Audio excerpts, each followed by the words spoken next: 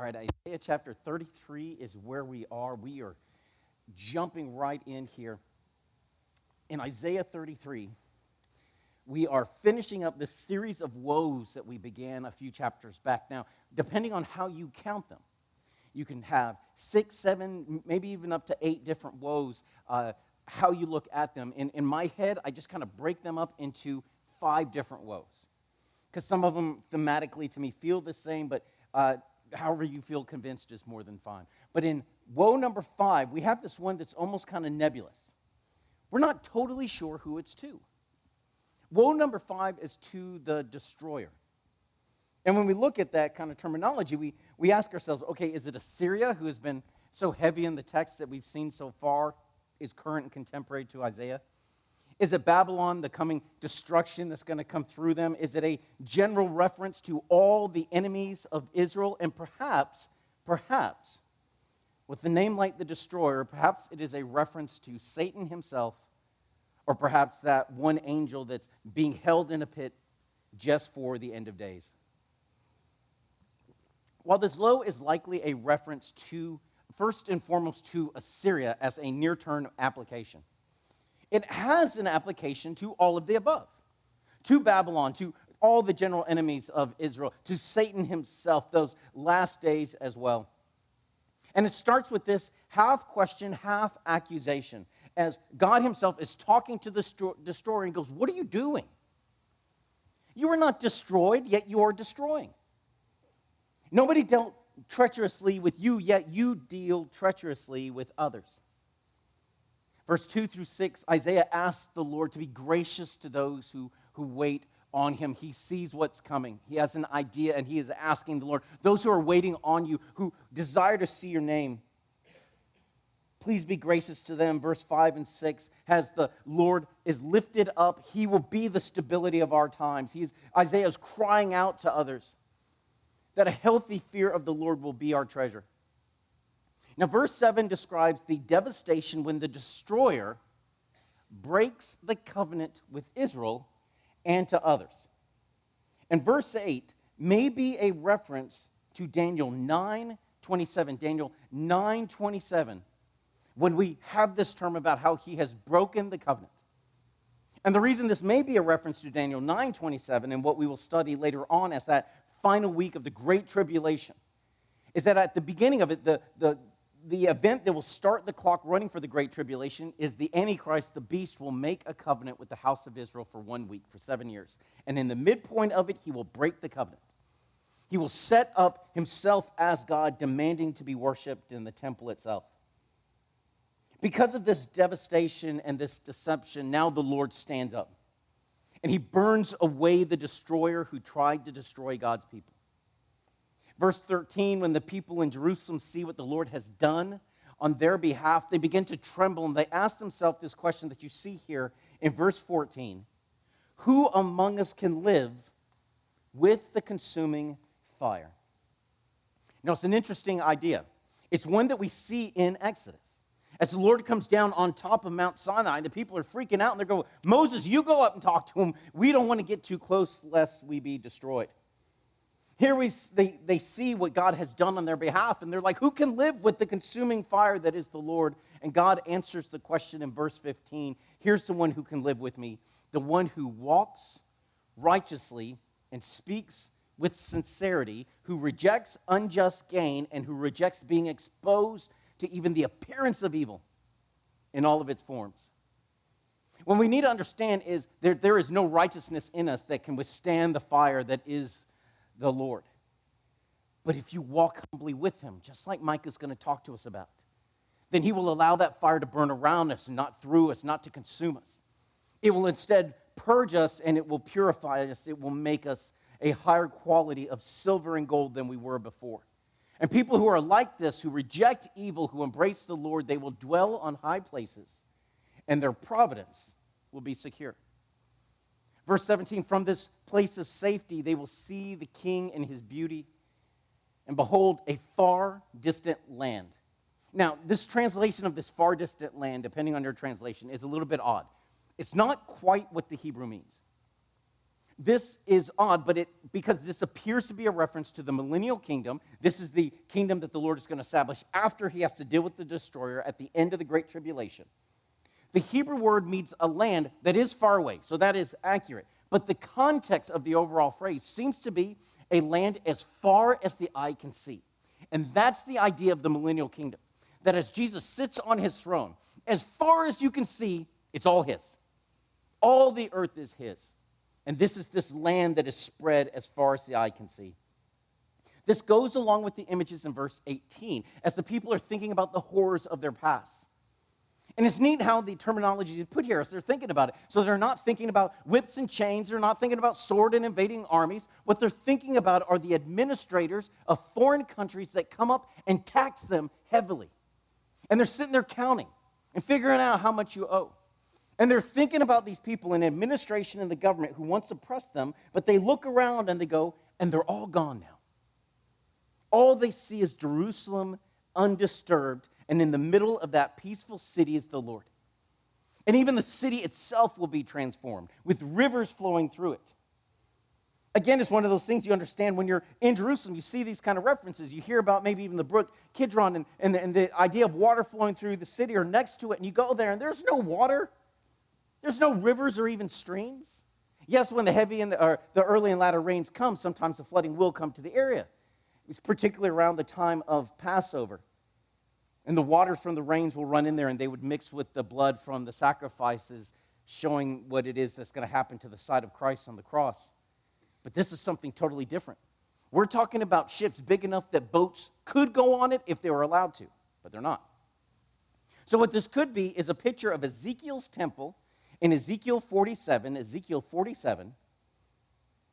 or it could be a reference of the waters that are going to flow from the throne of God in Revelation 22. We don't know exactly which one. It is possible that it's referencing Ezekiel's temple because this is likely during the millennial kingdom, and Ezekiel's temple is likely in the millennial kingdom. The other one, Revelation 22, is a reference to the new earth. But those are discussions for another day. But the bigger point is this, that those who are righteous in the Lord will be able to enjoy this place of peace. Chapter 34. Now the Lord declares here, I am going to pour out wrath on the entire world. We go from this place of him coming to judge the destroyer and establishing his kingdom. But then he goes and he starts talking about this judgment that's going to be poured out on all nations. But understand the flow. We want it to be chronological. But God wants it to be thematic because before he talks about the judgment that's coming, he tells us about the hope that will come at the end. He wants us to know that, yes, the judgment will be fierce. I will have to do these things, but I already have a plan for you. I have a future and a hope. I have a kingdom that you'll be able to be a part of. Verse 4 has imagery from Revelation 6:13 and 14. Revelation 6, it talks about the stars of the sky falling to earth. The sky was split apart like a scroll when it's rolled up. And here in Isaiah, we have this image of the host of heaven wearing away. It's the idea that the stars will rot in the sky and cease to shine. The sky rolled up like a scroll. Again, Revelation 6:14. This imagery appears to indicate that this judgment is the judgment on the entire earth during the Great Tribulation. In verse 5, God says that his sword is saturated, it's drenched in heaven. Now, the idea is not that he's got this big bucket of wrath and he dips his sword in and gets ready. The idea is almost like the sword is like a giant sponge and it's absorbing all of this wrath, all the indignation. And when it's finally full, and like Popeye, he can't take no more, then he comes down. And that sword descends upon the earth. It is full, and now it will fall on those set aside for destruction. Now, in this chunk of verses, there's mentions of Edom, and we're like, what does Edom have to do with anything? This is Anthony's speculation. I think it holds, but this is how it makes sense in my head. I submit to you that the reason that Edom is mentioned here is because of what Edom represents, particularly in passages like Romans chapter 9.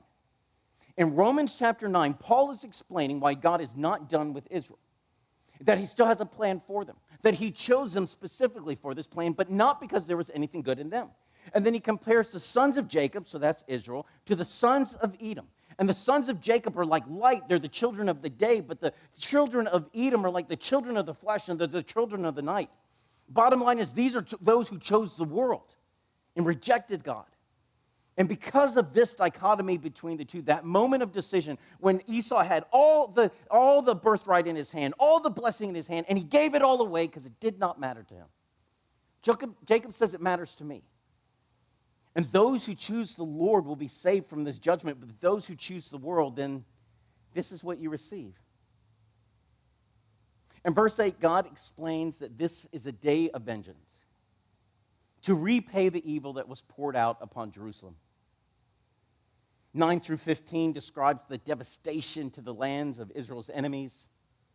Verse 16 is very, very important. It's one of the verses to underline and have arrows next to it. Because what this is God telling us to search the words of the Lord. Now, Isaiah is the one speaking, but this is a challenge that comes from God. Essentially, he's saying, go check everything I've said and see if I left anything out.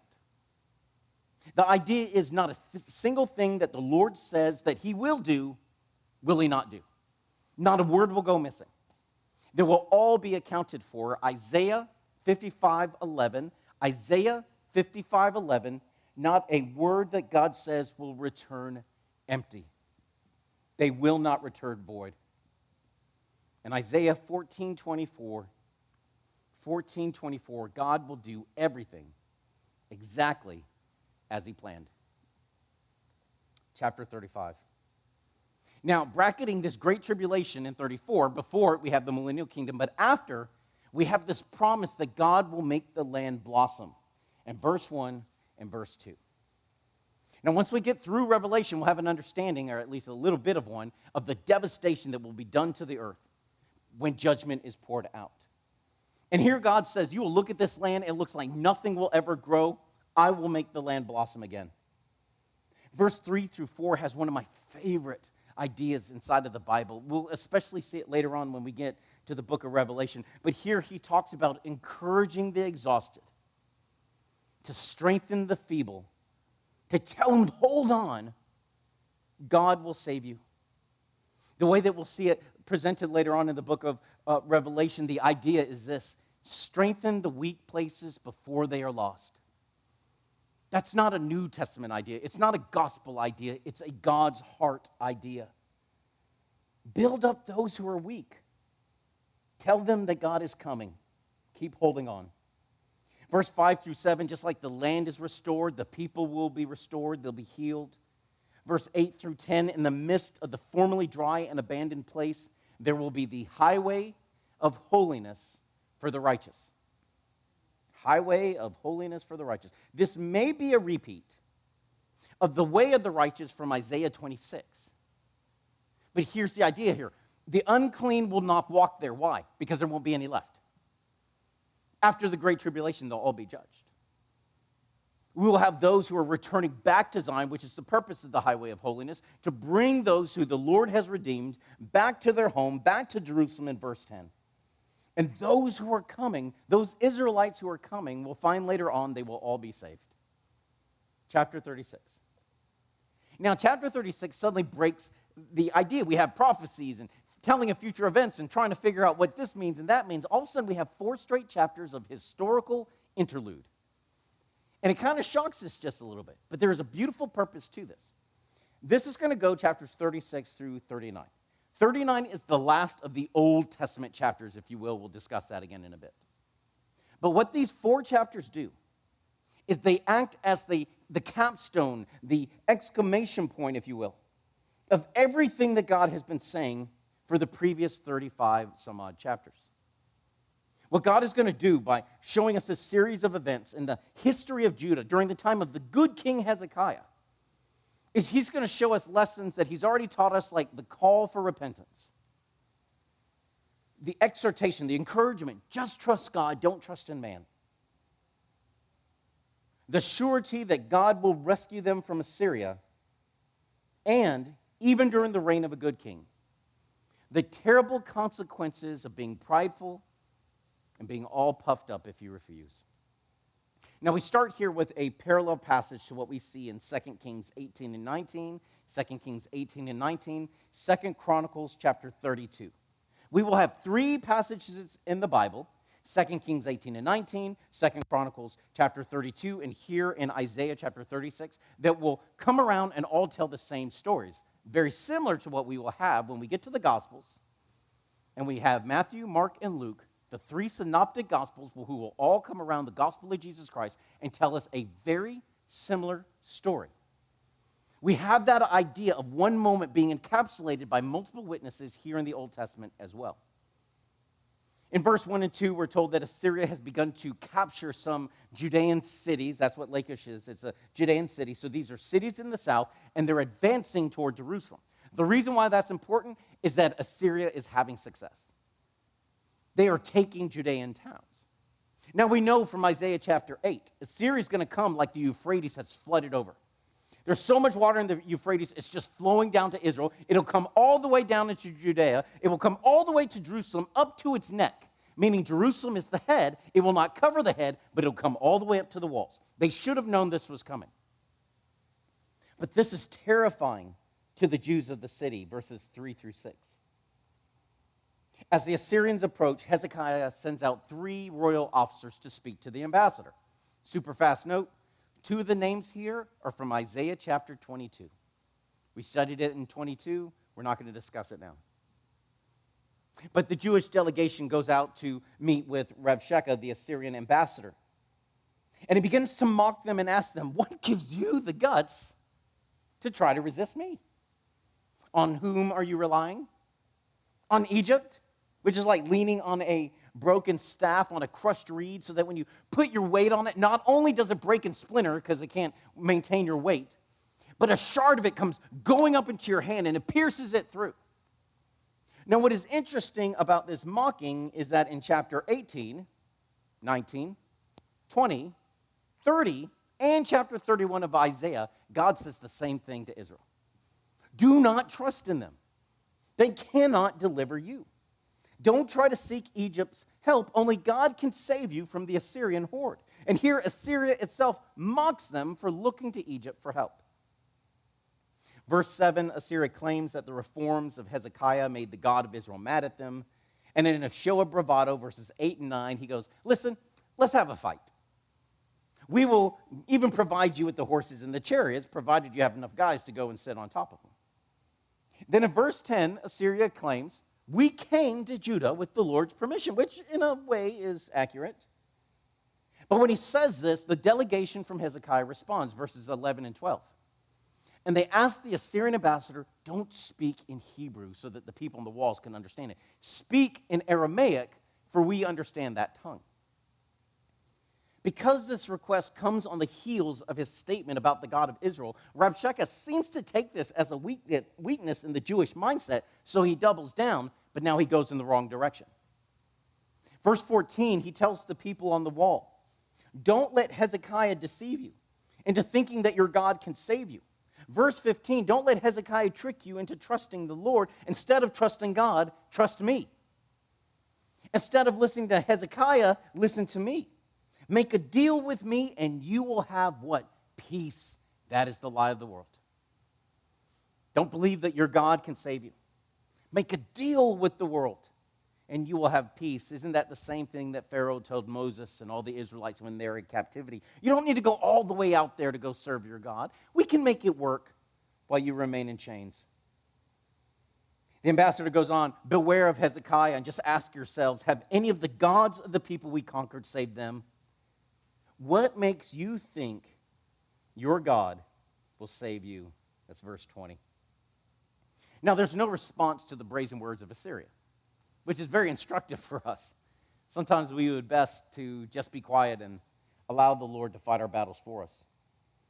Instead of responding, the delegation returns to Hezekiah and they tell him all that they have heard.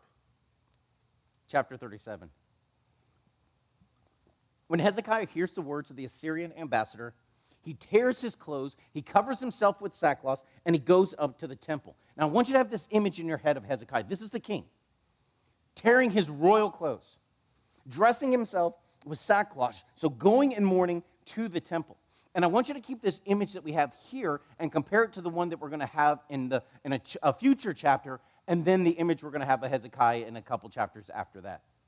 But here he is mourning, and he is crying out to the Lord. He is overwhelmed by the information. And while he is going to the temple to cry out to God, he sends this triplet group of the royal delegation to go to talk to Isaiah, asking Isaiah to intercede on their behalf. And here's the message in verses 3 through 5 with the heart in verse 4. The heart of Hezekiah's message to Isaiah is, perhaps the Lord has heard what this Assyrian ambassador has said, that were uttered for a single purpose, to reproach and disrespect the living God. The Lord sends a message back to Hezekiah through Isaiah in verses 6 and 7. And what we have here is the most repeated negative command in the Bible. Do not fear. Do not be afraid. Do not be dismayed, for they have blasphemed me. We need to understand this. So much of the agitation and the pushback we get is not because of us. If we are actually looking like Christ in our life, if we are living and desperate to imitate him, that just as they rejected the master, they're going to reject us. Now, that doesn't mean we can go and be weird and claim that we're being persecuted for Jesus' name. But if we are truly living our lives like Jesus and they come against us, they're not rejecting us, they're rejecting the King. God says, don't be afraid of them, because you have a healthy fear of me. And then in order to bolster the confidence of Hezekiah, God shares with Hezekiah the Lord's divine plan. Now think about all the times you've asked God to tell you exactly what he's going to do. Just share with me your plan. Help me to understand what it is that's going on. Now, we see here kind of the foolishness of Hezekiah and therefore all of us, because God is going to tell him exactly how he's going to do it, and Hezekiah is still going to be stressing it in the next chapter as well. But he goes, this is what I'm going to do. I will allow him to hear, and wait for it, a rumor. Really? This is the world empire. They have us surrounded. And you're going to send a rumor, and that's going to take care of it? But do you see how easily the world empire is undone? That a rumor in his ear causes him to move, and the whole thing come undone. Because he's not God, he's a man. And just a little bit of fear in his heart, just a little rumor that something is going on there. And I see enough evidence to convince me this is something I need to turn my attention to, and it's all undone, just like that. Hezekiah won't have to fight, not an arrow will make it over the walls. Why? Because he is just a man. He will hear this rumor, it will cause him to fear. He will eventually return to his own land, and while he's in his own land, I will make him fall by the sword. Now the plan of God begins immediately, verse 8 through 9. As soon as this word reaches Hezekiah, the Assyrian ambassador is recalled, because Sennacherib, who was at Lachish in verse 2, he goes out to meet the coming Egyptian army that's under the command of Tirhakah, the future king of Cush. Now, to be accurate in our head, Tirhakah, who's listed here, is a Cush prince. Later on, he will be a king. He's actually going to lose a battle with Assyria. But what happens is that they have so increased in influence over the Egyptians. When the Egyptians send an army, they send an Ethiopian/Cush prince to lead them. He goes at the head of the vanguard, and he's coming up to this area to fight against Assyria. We know from previous chapters they're going to lose, and a bunch of Ethiopians are going to be led naked all the way back to Assyria. But he hears this, so they go out to fight them and meet them head on. And because the Assyrians were experts in fear, verses 10 through 13, they send a message back to Hezekiah. Now, we don't know from the context if they heard about the prophecy through Isaiah, and they're like, do not be deceived into thinking you're being delivered. Regardless, they send this letter back and goes, we're still coming back. Do not trust in your God. He has not delivered you from my hands. The other nations were not delivered by their gods. What hope does Judah have? Now, in verse 14 through 20, we have Hezekiah's response to this letter. It is one of the sweetest and softest moments in the entire reign of Hezekiah. Previously, he received the words of the Assyrian ambassador. What did he do? Tear his clothes, dress in sackcloth, go weeping into the temple. He still goes to the temple. But there's this softness to it now. He's still unsettled by the letter. But one of the wisest things he's going to do, he's going to take the letter to God, and he's going to spread it out before the Lord. Just Anthony's head. In my head, I can see him sitting on the floor and rolling the scroll out before God. And for me, I have the same response to this image in my head of Hezekiah doing this that I do when we're told that David, when he is told that he's not going to be allowed to build a house for the Lord, but the Lord is going to build a house for him instead. He goes before the Ark of the Covenant and he sits down and he's quiet. Just soft. Who am I, Lord, that you would do this for me? Here Hezekiah so softly and meekly goes up to the Lord. He spreads this letter out before God. And what's the first thing he does? He begins to praise. This is so important. I struggle with it. I'm not the only one. Pain comes, times get difficult. What's the first thing I do? I start telling God all the things that are wrong and all the things he has not handled yet. If he takes my advice, I have a great plan. But Hezekiah teaches us the way praise comes first. It always comes first. Not because we need to butter up God. He knows who he is. But we need to remember who it is that we're crying out to. In Hezekiah's praise, he's going to declare three aspects of God. One, you are the Lord of hosts, his authority. Number two, you are the God of Israel. That's my relationship with you. And number three, you are enthroned above the cherubim. It is your position on high.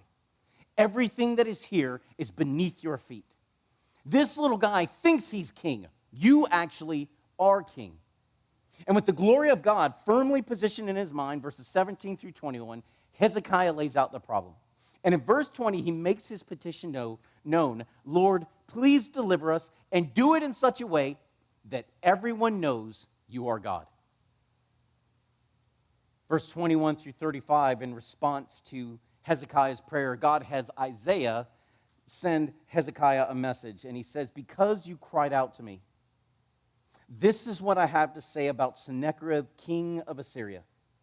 And the message to Sennacherib, king of Assyria, is this. Who do you think you're talking to? Tiny little king. I am the Holy One of Israel. Verse 24 through 25 has the petty little achievements that Sennacherib brags about. You've reproached the Lord. You said, oh, I have all these chariots. They go up to the heights of mountains. I cut down tall cedars. I go to the highest peak. I have dug wells and drank waters, and the sole of my feet dried up the rivers of Egypt. Verse 26, God reveals everything that has happened, I planned long ago. Verse 26, have you not heard? Long ago I did it. From ancient times I planned it. This isn't your plan, it's mine. Verse 28, God knows what the king of Assyria has been saying, and God will be the one to nullify all of your secret plans. And God will take them back the way that they came. Verse 30, as proof to Hezekiah that this will happen, when Sennacherib leaves, that he's not going to come back. Okay, so this is the promise he needs. God goes, you're going to have enough food for the year. And you're going to have enough food for the next year too. And we're like, okay, well, that's sweet, but I don't get it. Here's the reason why this is important. While the Assyrian siege has been going on, nobody from inside the city has been going outside of the city to work the fields.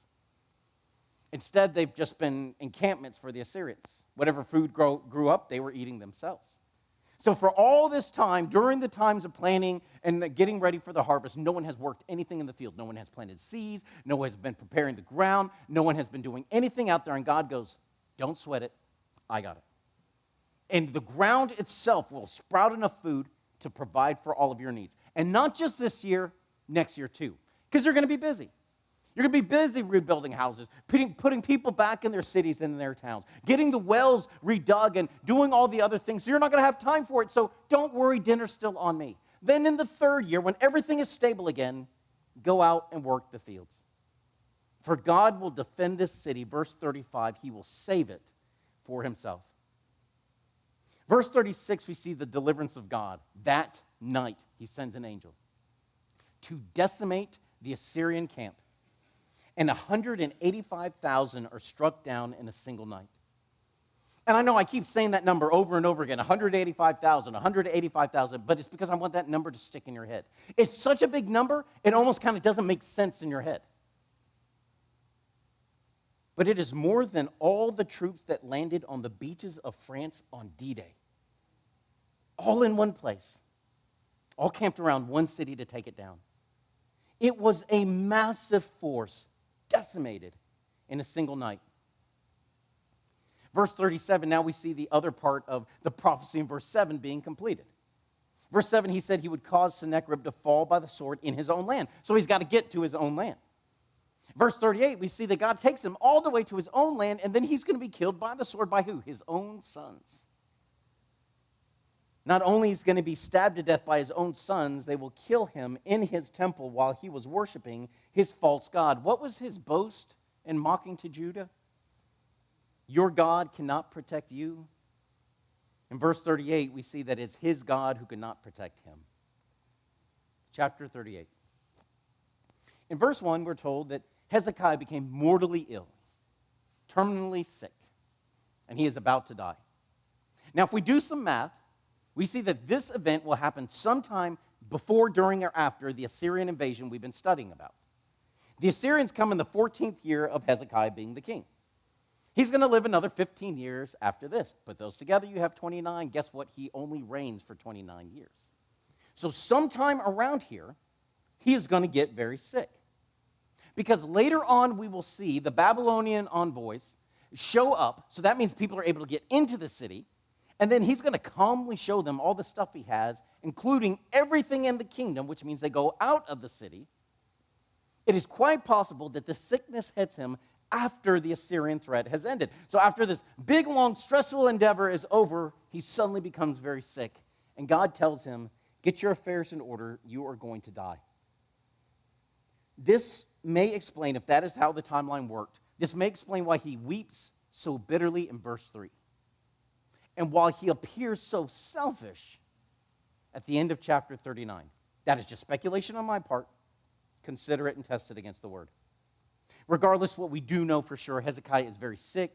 God sends Isaiah to Hezekiah, get your house in order. This is not God being callous to Hezekiah's pain. God is being courteous to Hezekiah. You need to have a plan ready to go. You need to make sure that you have things in order. You're not going to recover from the sickness. And if Hezekiah would submit to God's plan here, he would have been saved from making the biggest mistake of his time as king. But Hezekiah struggles. And we should be careful not to criticize him harshly at all. We need to understand that during the Old Testament, during this Old Testament time, the righteous did not have the same understanding of what happens when you die that we do. We take it so for granted, what it is that Paul tells us. 2 Corinthians 5:8. 2 Corinthians 5:8, to be absent from the body is to be present with the Lord. We just assume everybody knows this. But for the Old Testament, for them, they did not have a clear understanding of being able to spend eternity with God, which is why we keep seeing this idea of silence in death. Not just by Hezekiah here, but in the Psalms of David. Psalm 6:5, he says the same thing. There's no mention of you in death. Nobody's singing your name in Sheol. We will eventually find the idea of Abraham's bosom come forth, but we don't have that in Scripture until Luke 16, and it is the only mention of it. So Hezekiah struggles. He doesn't fully understand what's going to come next, and he faces the wall and he's just weeping. The idea is not that he's pouting, he's just trying to get a moment alone. Isaiah is leaving the palace. We're told he doesn't even get through the middle court in 2 Kings, where God goes, go back. Tell Hezekiah the Lord has heard his cry, saw his tears, and the Lord will add 15 years to Hezekiah's life. And this will be confirmed by a miracle. The shadow on the sundial will move backward, showing that this is the will of God. 9 through 20, we have a song written by Hezekiah after God healed him. It's useful to look into the mindset of people at the time and Hezekiah's confidence in the Lord. Verse 21 shows us the healing of Hezekiah will come through natural means. And I want you to understand this, because we don't just have this idea in the Old Testament, we have it in the New. Paul's going to tell Timothy the same thing. You have a little stomach trouble, Timothy? Take some wine with the water, kill the bacteria, make sure your little tummy's okay. Here's what I want you to understand. It is not a sign of a lack of faith to wisely use the resources God makes available to you. It is not a sign of weakness to take medicine that it has been determined by people skilled in the field that you need. It doesn't mean we don't trust God to heal, that He can't do whatever it is that He wants. But so often God moves supernaturally through totally natural means in order to affect our lives. But this is the problem that we have. When we are deceived into thinking that the medicine is the Savior, it's not. No medicine is our salvation, only Jesus saves. Only God is our healer. But He's the King, and He can use any means that pleases Him. Verse 22 is interesting. We know from 2 Kings 20, this is actually out of order. This question from Hezekiah comes before the sign of the sundial further up. Why is it down here? We're not totally sure. This is just Anthony's best guess. I think it's because it shows Hezekiah's honest desire to want to worship the Lord at the temple. What's going to be the confirmation to me that I will get to go up to the house of the Lord? Chapter 39. After Hezekiah recovers, the king of Babylon sends ambassadors to Hezekiah with gifts. Now, Babylon is not a world empire. They're really not even a regional power at this time. So this is a show of respect from one king to another. Hey, bud, I heard you weren't doing well. Here's some presents. Let me bring some guys to pay their respects. Now, verse 2 shows us the danger of all of this. This pleased Hezekiah. It built up his sense of pride. It fed into his vanity a bit. Compare this Hezekiah that we have right here. How did he act the first time we saw representatives from a foreign king come?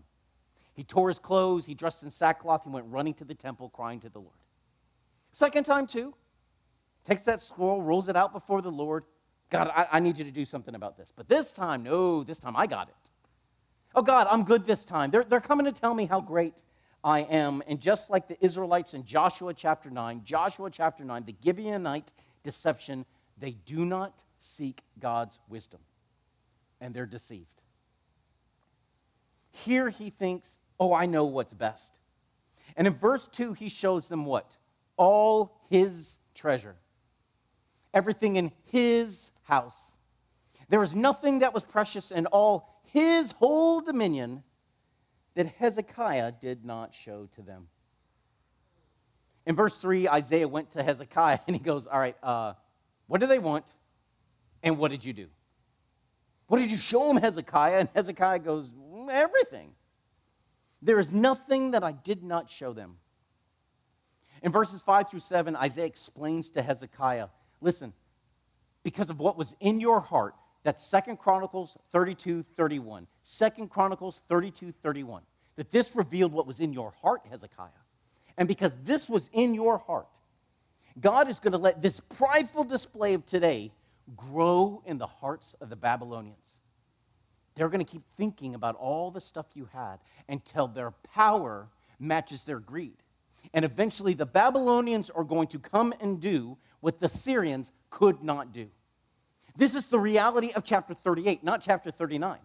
If Hezekiah had trusted the will of God and allowed the Lord to take him, when the Lord said, now is your time, then Hezekiah would have been prevented from committing this sin and getting Babylon's attention before it was time. No, that's bad enough, but we all make mistakes. We all think we know the best thing to do at times, and we mess it all up. But the part that I struggle with is verse 8. Because when Hezekiah hears this, he's almost like, well, at least things will be good in my day. And it just blows my mind. I want to shake the book and go, give me my Hezekiah back, as Damien Kyle would say. Who is this guy, this imposter? This is not the Hezekiah I have come to know. But this is the reality of all of us. We all fall short of the glory of God. We all fail, but chapter 40, God never fails. This is the beauty of his word. In chapter 40, we begin a new section thematically. We talked about this previously. The first 39 chapters, that space of Isaiah, naturally has a theme, sometimes called the Old Testament section because it is very heavy on judgment and the consequence for sin, the breaking of the covenant, the breaking of the law. The last 27 chapters is sometimes referred to as the New Testament section. It is heavy on the grace of God, and especially these beautiful images of the person of the Messiah.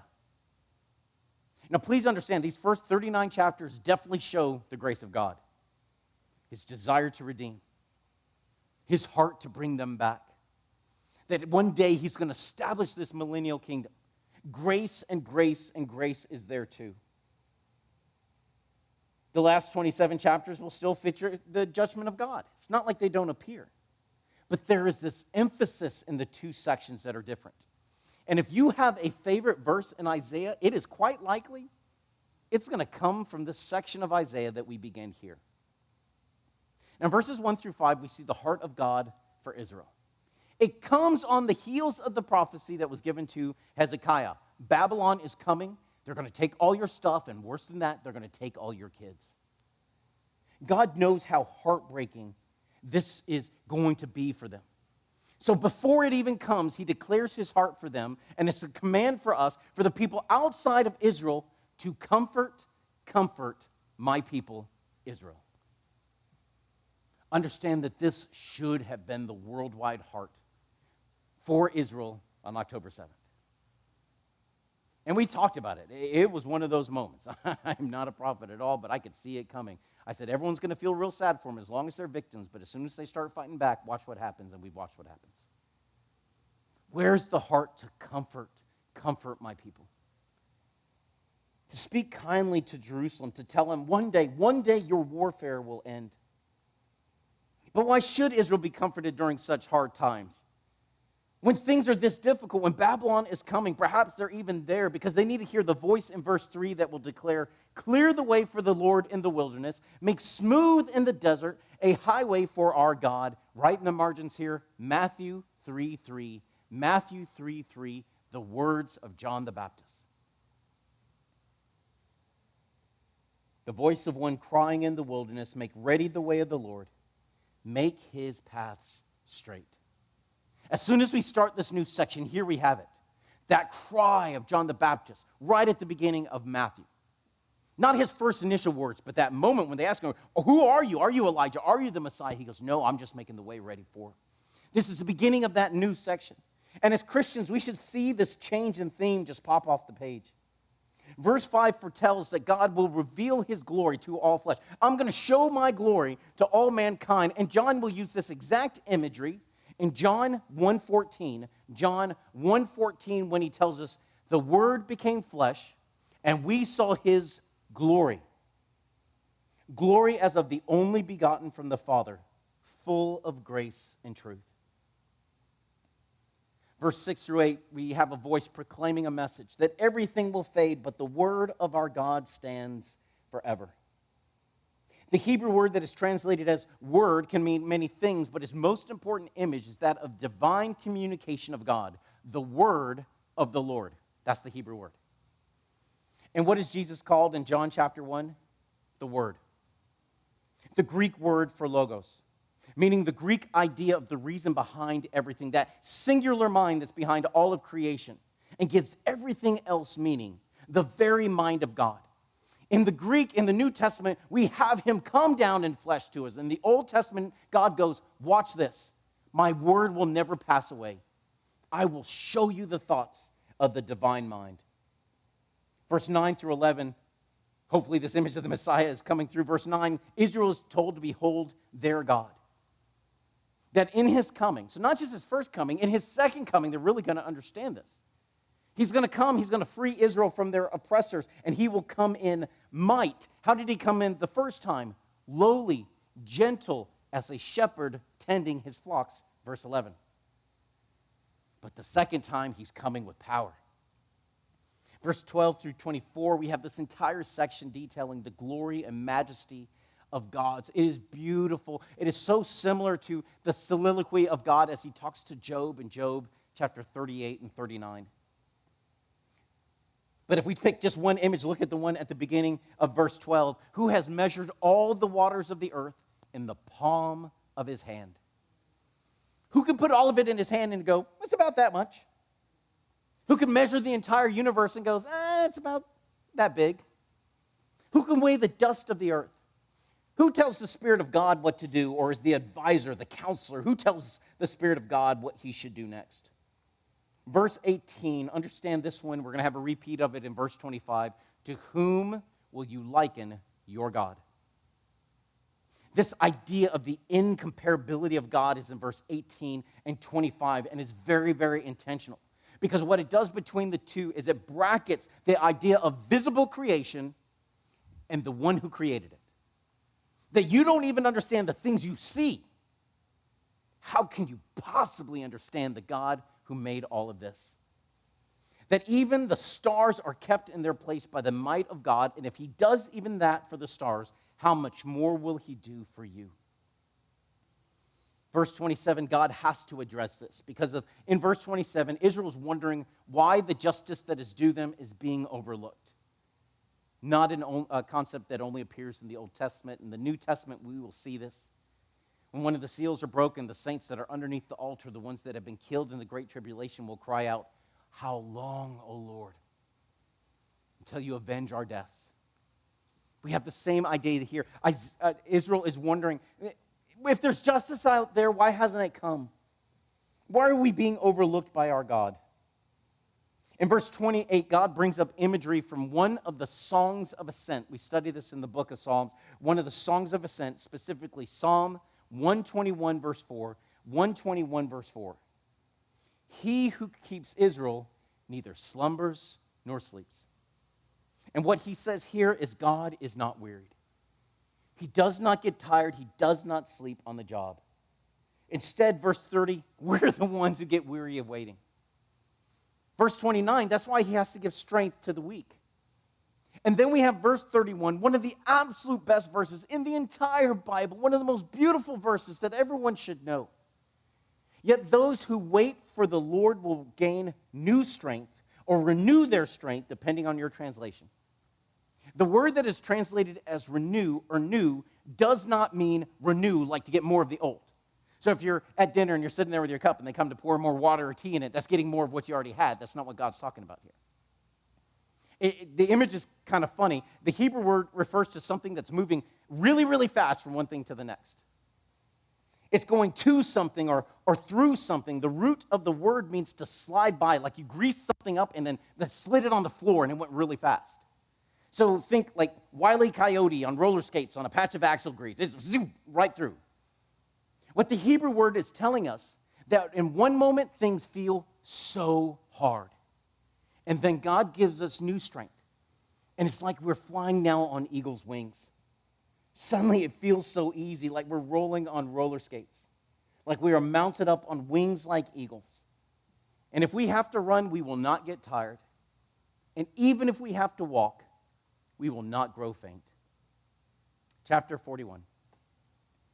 Here God is not talking to Israel, he's talking to the coastland. So that idea of coastlands, again, is the land furthest away that you can see. So you're standing on the beach and you're looking out there and you see land way, way, way out there. That's the idea. So the furthest place you can go. God is speaking to people who are far away and he's telling them, get ready because of verse 2, I am raising up someone from the east who will stand at the feet of the Lord, verse 2, and carry out my will. Now, God asked the four nations who other than the Lord could do this.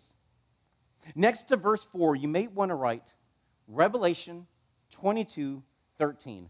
Revelation 22:13, where God applies, or Jesus applies this title of God to himself.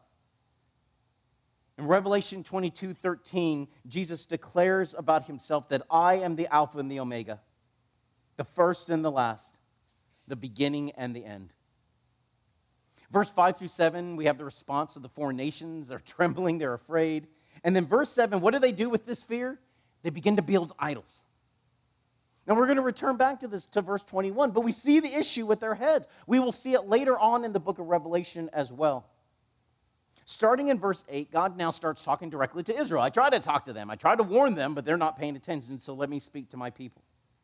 Now, because the context is the coming of Cyrus, the king of Persia, God is telling Israel, do not be afraid of the coming king. Now, we need to understand, it's worth writing in the margins, this is 150 some odd years before Cyrus becoming the king of Persia. He's not born yet. The people who are going to be worried about this are not born yet. God is going to call this servant by name in just a bit in a message to a people who have not arrived yet. So just as Cyrus is going to be a servant of God, we're told here that Israel is called to be a servant of God as well. Therefore, true servants of God should not be fearful of one another. We all seek to glorify the same God and King. But because the Jewish people have been oppressed by the Assyrians and the Babylonians for so long, God has to tell them the absolute beauty of verse 10, that same repeated negative command, do not fear, for I am with you. Do not be dismayed, for I am your God. I will strengthen you. I will help you. And I will uphold you by my righteous right hand. Now, with these I wills in verse 10, we're going to see a series of 11 total I will statements, but 10 of them are to Israel. So 10 I will statements, things God is going to do for his people. Remember, they're going to be very fearful. The northern tribe is about to face the Assyrian captivity. The southern one will face the Babylonian captivity. The idea of a new world empire is not going to be welcomed by the people. But God is going to use this raised up servant to send all of them back home to rebuild Jerusalem and the temple. But they're going to be scared, and so God starts talking to them and telling them what he's going to do on their behalf. Verse 13 and 14, I will help you. Verse 17, I will not forsake you. Verse 18, I will make rivers and make pools of water in the wilderness. And verse 19, I will grow life where life does not grow. Verse 21 through 24, God starts addressing the pagan idols as though they're people. And it's a courtroom scene. He's like, come up before the judge. Let's hear your best arguments. Prove to me that you guys are really gods. Now, in verse 22 and 23, he throws down the gauntlet. What only a true God can do, and that is to tell the future in advance. Now, I know I'm already running long, and I'm trying not to get derailed, but I need to mention this here. False gods and the demonic forces that are behind them can tell the future in advance in a very limited way, because in the spiritual realm, word travels fast. So a demonic entity monitoring one area can tell a demonic entity in another area that so-and-so is going to call such and such, that XYZ is going to send a letter to ABC. And with limited information that they have, they're able to spread that around. The past is easy to look at. They're all around. Their memories are better than ours. But even during the current thing, they can see plans that are happening and they can make educated guess. Why do you think that so many of these fortune tellers and whatnot have some track record of being accurate? That's because the spiritual realm is able to see events that are hidden from us. And the demonic forces behind fortune tellers and Ouija boards and tarot cards, and these are demons behind all of that stuff. Deuteronomy 32, 1 Corinthians chapter 10 tell us that. But the demons that are behind that are able to fake a kind of telling events in advance, but not like our God. Nothing like what our God does. We will see God call Cyrus by name and declare his future mission to rebuild Jerusalem and have the temple rebuilt. And he will declare this 150 years before Cyrus is even on the scene in Isaiah 44 and Isaiah chapter 45. And in both times he says, Cyrus. This is why prophetic prophecy is so important in underscoring the truth and the power and the uniqueness of the Bible. As God will claim for himself in Isaiah 46, 9 through 10, for I am God and there is no other. I am God and there is none like me. Declaring the end from the beginning. Not telling you today what's going to happen tomorrow. Declaring the end from the very beginning and from ancient times. Things that have not been done yet. In verse 24, we have God's conclusion about false gods. He goes, you guys are nothing. Your works are nothing, and whoever chooses you is an abomination as well. Verse 25, compared to the false gods, the real God calls Cyrus out of the north. So verse 2, Cyrus is aroused in the east because Persia, Iran, is in the east. But he says he's coming from the north, so how can it be both? Well, here's the fun. When Cyrus gets going, he comes from Iran to the east. But the first thing he does is he moves up towards the Babylonian area, which takes him north. Then he's going to go into Turkey and take over the Aramaic lands right there by Syria. And then when he is due north, he's going to start to come south. And when he comes towards Judah and towards Jerusalem, not to conquer it, but to claim it and to liberate it, he will come from the north. And other than God, who could have predicted so specific in advance? But there is a problem. Verse 8 through 9, right? Verse 8 through 9, he told Israel, you guys are my servants. But now I have all this good news, verse 27. And he goes, I need a messenger to take this news. But contrary to the beautiful moment in Isaiah chapter 6, where God goes, whom shall we send? And Isaiah says what? Here I am, Lord, send me. We have a similar moment, and God goes, who shall I send? And crickets. There is no one to send. All God could find were people worshiping false idols, full of wind and emptiness. Chapter 42, because God cannot find a righteous servant, he sends the only one he has. He sends his son.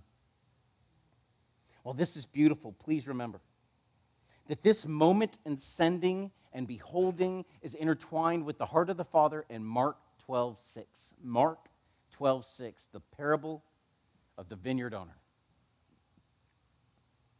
In that passage, Jesus is teaching about this parable, this vineyard that's owned by a person, and when the time for the harvest comes, he sends servants so he could receive that portion that was his.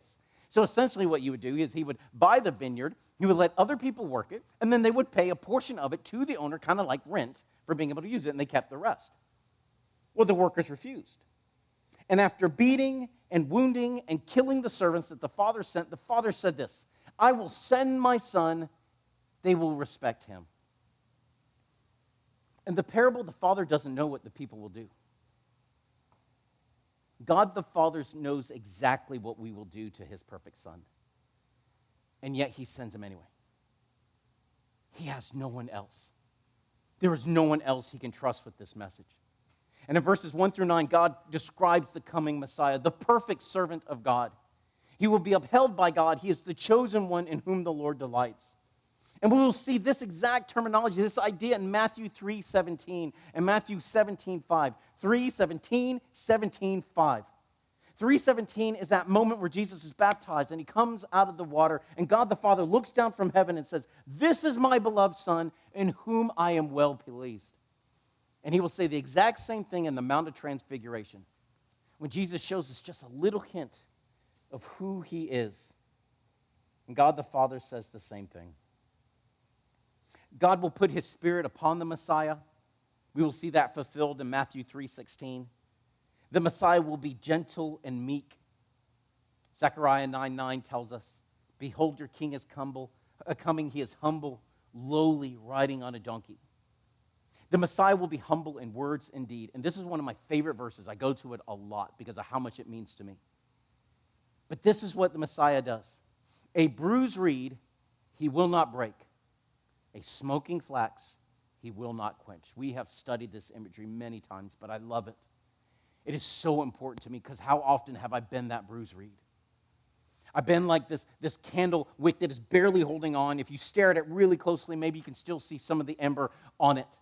And if you blow on it too hard, it'll just go out. It requires a gentle touch and a soft breath to get it lit again.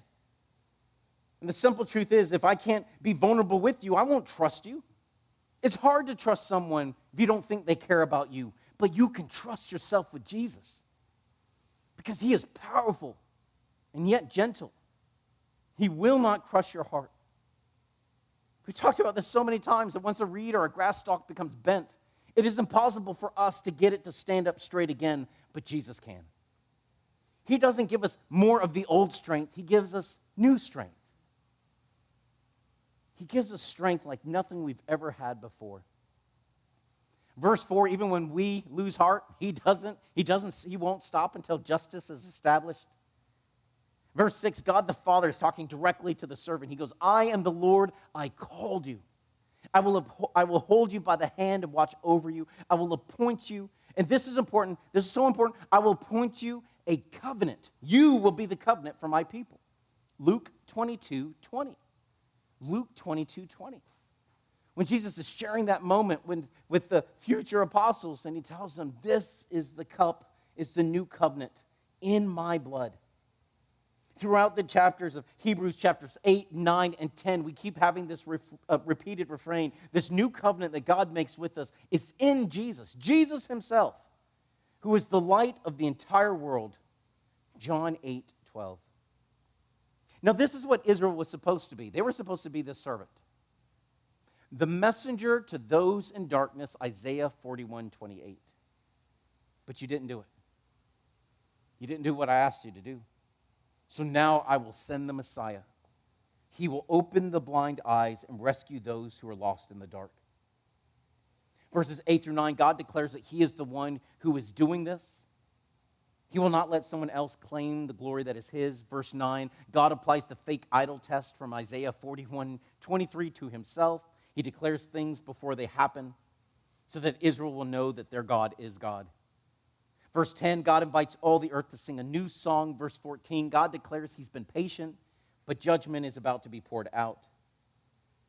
Verse 18 through 22, God confronts Israel for being the unfaithful servants they have been. And he goes, who has been as blind or as deaf as you servants? Verse 19 explains why they're blind and deaf. Because they're spoiled. Because they've been at peace. We shouldn't worry about when times are good. That's not the time we're going to fall away. But when the pain starts and when times are difficult, we tend to cling to the Lord with both hands. He goes, I gave you peace for so long that you've all kind of thought you could do whatever you wanted to do. I blessed you. I gave you my glorious word. Verse 21, but what did you do? You rejected it, and you became trapped by your sins. Verse 22. In verse 23, Isaiah rhetorically asks Israel, his fellow Jews, he goes, who will listen to this rebuke by the Lord? Sadly, he already knows the answer, no one. That's why he says verse 25. He goes, God is going to pour out his judgment upon the wicked. He's going to set the wicked on fire, and they won't even pay attention. They won't even notice that they have been set ablaze. Now, that's the closing image of chapter 42, and we do not have enough time to go deep into chapter 43, but we cannot end with that image. Sinners on fire, unaware they're even being judged. Not when we're this close to the beginning of chapter 43. Because right after Isaiah pleads with the people who will not listen, God chimes in and says, but even now I have not forgotten you. So please look at verses 1 through 3 of chapter 43, and this is how we'll end. But now, thus says the Lord, your creator, O Jacob, and he who formed you, O Israel, do not fear, for I have redeemed you. I have called you by name, you are mine. When you pass through the waters, I will be with you. And through the rivers, they will not overflow you. When you walk through the fire, you will not be scorched, nor will the flame burn you, for I am the Lord, your God. Father, we love you.